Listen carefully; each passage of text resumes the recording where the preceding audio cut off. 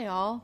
So a while ago on YouTube, I stumbled down a wormhole of small kitchen appliance reviews. As I was looking to buy an air fryer and perhaps maybe a pressure cooker, that's when I stumbled across one of the worst YouTube chefs of all time.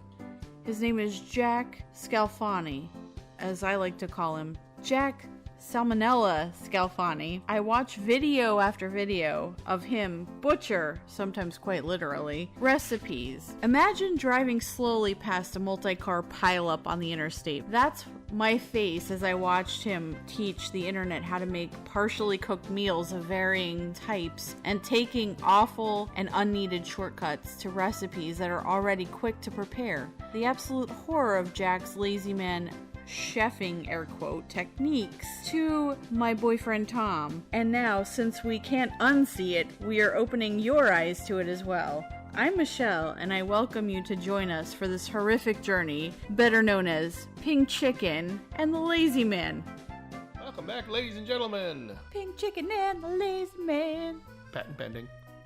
Copyright, whatever that is. Welcome back. We hope you've had a good week. We've had a long and interesting week ourselves. We decided we were going to celebrate by doing a doubleheader of Jack video recordings for you. It is Super Bowl weekend, so with that in mind, we're going to review a Super Bowl Sunday recipe of his and his normal weekly Tuesday publication at the same time that Binging with Babish releases his video. Which, by the way, if you happen to see what Binging with Babish released this week, it's pretty amazing. He partnered with Bounty Towels, made some chili recipes that look actually edible, unlike most of the stuff we see from Jack. Yeah, it's weird after you've been watching nothing but cooking with Jack videos that you're like, my God, I don't understand why people cook. It all comes out like crap. And then you see Babish go at it, and it's just like, that is the most beautiful thing I've ever seen, and it's probably tastier than hell. Unfortunately for you guys and us, we're gonna start off with Jack's Tuesday episode, which is Keto Chocolate Zucchini Bread, which currently has about 2,600 views on YouTube. It's Friday the 31st. This video has been out for 4 days, so 2,600 views in 4 days, which seems to be about average for him. He's losing viewers. I don't know. I think people are just watching for the train wreck aspect at this point. Well, one of the things we noticed, and when we get into the Keto Chocolate Zucchini Bread video, he's starting to skip steps. Like, he's not filming certain steps. In the taco soup train wreck video of last time, he didn't show how he browned his ground meat. He didn't show a couple of other steps. We've already watched the keto chocolate zucchini bread, both separately and together, and we noticed that he doesn't show you how to prepare the zucchini. If you're trying to show somebody how to make zucchini, showing them how to rice or chop up the zucchini and draw the water out of it is like the number one step of zucchini bread. Getting it to a proper consistency, or the consistency at least he used in this video, whether or not it's proper, we're not really sure. It ends up the final product, which he actually did use his own screen cap this time for the YouTube thumbnail. It's not stolen or blatantly ripped off from another website, recipe website. Ends up looking like a poop log. A poop log, that is, not poop log, like a blog of poop. But for those of you unfamiliar with that, that's a log of poop. Yeah. So with that kind of a lead in, there's nothing we can do here, but we're gonna hit the play button on Keto Chocolate Zucchini Bread. It's about 7 minutes and 40 seconds in length. And 3, 2, 1, we are rolling. Here's Jack. We were having a discussion today in the car as we were riding home about exactly what video camera source is he using for this. There was a discussion on a forum as to, he said he was using a DSLR, a Canon 60D for his video. I highly doubt that. Even the least expensive DSLR, even a couple years old, you're gonna get way better depth of field, and you're just gonna get sharper focus. I mean, Canons are always known for their focus. Yeah, these videos are really fuzzy and out of focus these last couple months. I'm not really sure when the quality started to drop off, but I don't know if he's upgraded a camera, downgraded a camera, just bought a new lens that he doesn't know how to use. I mean, we've seen Jack using kitchen devices the wrong way. So I could only imagine how he is with electronic devices and techie. Or there's a different, or he's using it himself, and he might be using it. He may have gone to like Walmart and gotten one of those like $60 home movie makers, because he doesn't seem to be using the same professional quality non-linear editing that he did before. So we're going through the ingredients. Now this is a keto recipe, so we're using psyllium husk powder, swerve sweeteners, and powdered sugar. I'm not super familiar with keto, like what you can and can't eat, so I can't really speak to that. Now we're going in again. The zucchini is already chopped up and mushed up off camera, so we don't really know what process he used. And Jack has stopped posting his recipes in his comments section, so it's not even like you can get the proper measurements or the techniques. Yeah, because somewhere when he's talking about the ingredients, he talks about having to mill the flaxseed and the psyllium husk powder together. He said you have to re-mill it. That's not shown. So is he using a coffee grinder? Is he using a food processor, hand grinder, burr grinder? He doesn't show it. We just don't know. And so now he's mixing all of the dry ingredients together. Oh, what he just showed there was the baking powder and the salt, which he mentions he mixed together. But if you weren't paying attention, you wouldn't have seen him do that. You would have just think that was the baking powder that he added to his ingredient. So now we're on to the mixing the wet ingredients together here, which he's gonna blend together. Oh, very important. So this is one of the things that I caught. Right now he's dumping in the swerve sugar, the swerve granulated sugar substitute, and he's using an OXO Good Grips measuring cup. But one of the things I noticed with when he added some other ingredients, when he's going to add the cocoa powder, he's using a wet measuring cup for a dry ingredient.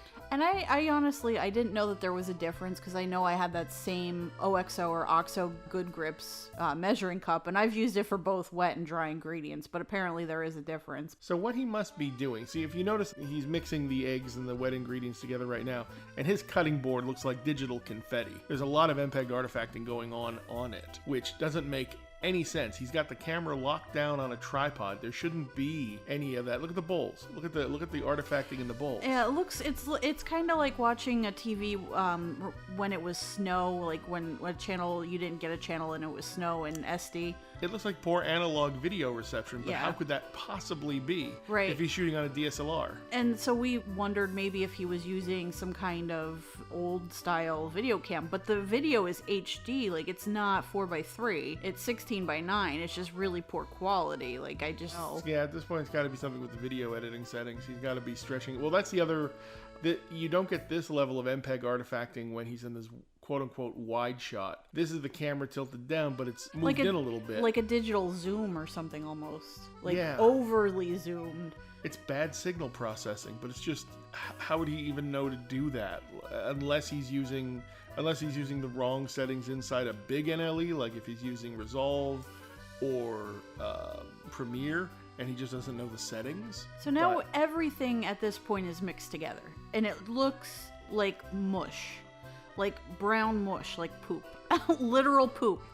And he's putting it in a baking pan, which he makes a note of pointing out he should be using parchment paper, which he's like, I don't like parchment paper. Parchment paper is hard to work with. You can fold it and you can put things inside of it to kind of hold down the weight until you get some of the ingredients in there. Especially in a loaf pan like this, especially in something like this, which is a keto recipe, a lot of times they'll use the parchment paper because it adds for more even browning. It firms up the sides. Oh, okay. Did not know that.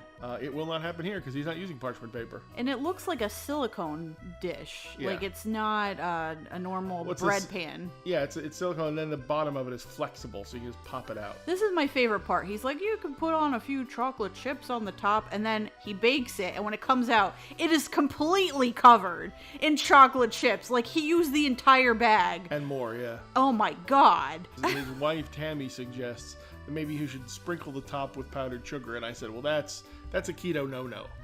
Apparently, if you listen closely to the video, he points out that he's using the Swerve artificial powdered sugar. So it's not as heinous as I thought with the carb count. And those chips that he's using are Lily's chips that are also supposed to be quote-unquote low carb. But the amount that he's using... That's like enough to get diabetes all over again, which he does say that he has. It's definitely not going to keep you in ketosis. This will knock you out of ketosis. I don't know. It just doesn't look healthy. Like, I get zucchini bread is healthy because you're using, vegetables in bread.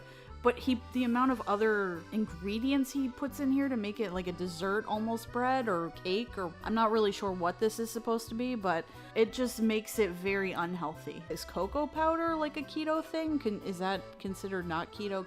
Can you use that when you're on keto? I don't know enough about it. It has some carbohydrate count to it. Okay. You would be very leery of it. If you were doing strict keto, you probably wouldn't be using it anyway. To get yourself into ketosis, you have to lower your daily carbohydrate intake. I forget if it's below like 18 or 15 grams per day. Like Atkins was a little higher than that, but then they figured out, hey, if you cut out all carbs, so you are allowed a minuscule amount of carbs. So anything you can do to eliminate carbs completely, you would do that. And again, cocoa powder may have like 3 or 5 grams per 2 tablespoons, but again, if you're going to make a cake like this, and knowing Jack, he's going to eat more than one slice of that cake. Yeah, the recommended serving amount. Right, he's going to go way over the serving amount, and he's going to there's no chance that he's staying in ketosis. Okay. Well, he leans keto according to one of his live chats. I don't know that that's something you can just quickly snap your fingers and be in and out of. Like, you have to really dedicate yourself to it or you're not going to see results. Right. Which is evident week after week when we see him pretty much the same size and shape. And now at the end of the video, now he gives you his bloopers, which, knowing Jack, all of his videos are bloopers, but these are out-and-out mistakes that he makes. Yeah. And now he's a cute little bloopers graphics in there. He used to have another different bloopers graphics when he was in the Yellow Kitchen. But a lot of it, it's especially in these videos where his family is forced to help him because, unfortunately, and not to make fun of him or make light of the situation, but the dude's had 2 strokes. He really should be taking better care of his health regardless. Any type of ischemia patient, the first thing they're going to tell you is you got to go on some type of diet. You got to have diet modification. Either do what they call the DASH diet, which is for low sodium intake, or going on a keto diet, or just going on a strictly caloric reduced diet. Jack's doing none of those things. It's obvious. If he was doing keto for as long as he said he's been doing keto, you would see a dramatic weight loss. That's the thing about keto diets. You do drop 20 to 25 pounds in the first 2 or 3 weeks. You do that. You're going to be a little miserable at the beginning, what they call the keto flu, and your body's going to take a little bit of time to adjust to it. But he's not showing those. You're on keto for a couple of days and you're already like, I'm down like 9 or 10 pounds. He looks like he's gained weight. Yeah, he's looked like. I mean, there were some of his earlier videos where he looks a lot lighter.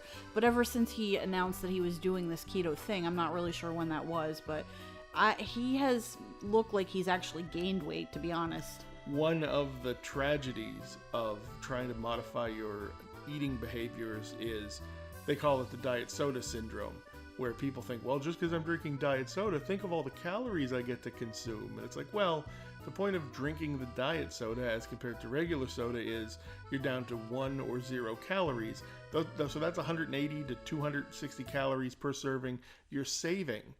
But then people don't do that. They say, well, all right, since I'm drinking diet soda, I can have that extra slice of pizza.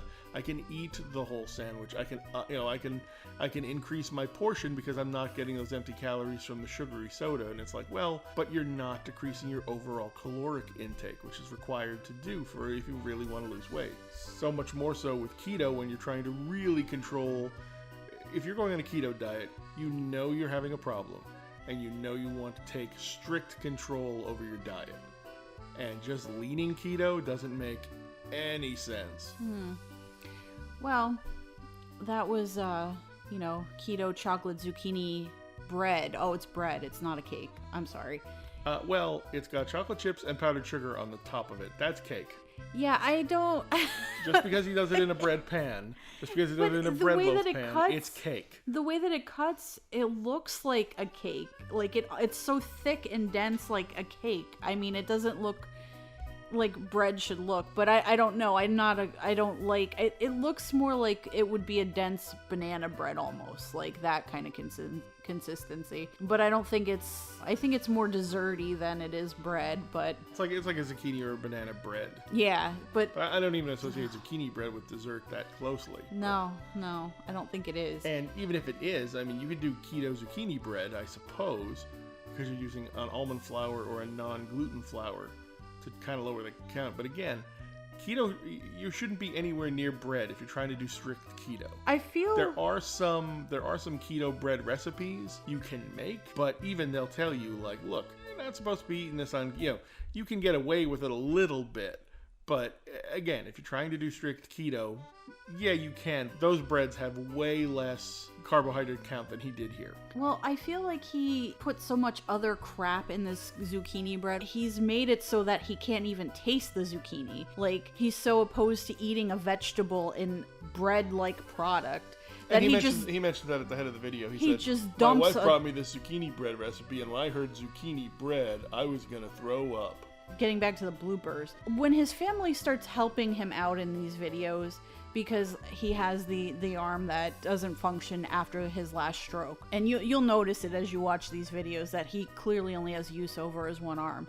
So his family steps in and helps him mix things and cut things and whatever else. And they've helped him when he had his what was it, the Achilles tendon situation or whatever. But he yells at them and he ridicules them and he micromanages them, and it's like, dude, they're helping you make a YouTube show, which probably doesn't make all that much money a month. Maybe it does, we don't know. But like, wouldn't you be like, thank you so much for helping me out, making these abomination recipes that I know none of you are gonna eat.